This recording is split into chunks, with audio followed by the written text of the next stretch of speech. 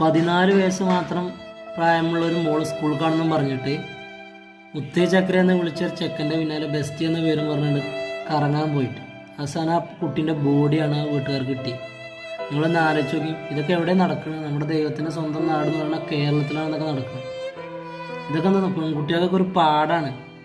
പഠിക്കൂല, അതുകൊണ്ടൊന്നും പഠിക്കൂല കേട്ടോ, അത് വേറെ വിഷയം. കുട്ടികൾക്ക് അപ്പോഴും അച്ഛനും അമ്മയും നല്ല വലുത്, അവരെ സ്നേഹിക്കണ ആളുകളും അല്ലെങ്കിൽ ഇങ്ങനെ ബെസ്റ്റ് എന്ന് പറഞ്ഞ ഒപ്പം നടക്കുന്ന ചെക്കന്മാരൊക്കെ കയറും. എല്ലാവരും നല്ല ടൈം കുറ്റം പറയണം, എല്ലാവരും അങ്ങനെയാണ് നല്ല പറയും.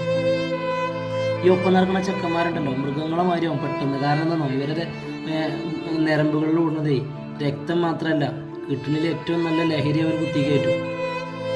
എത്ര സംഭവങ്ങളപ്പം നടക്കണം.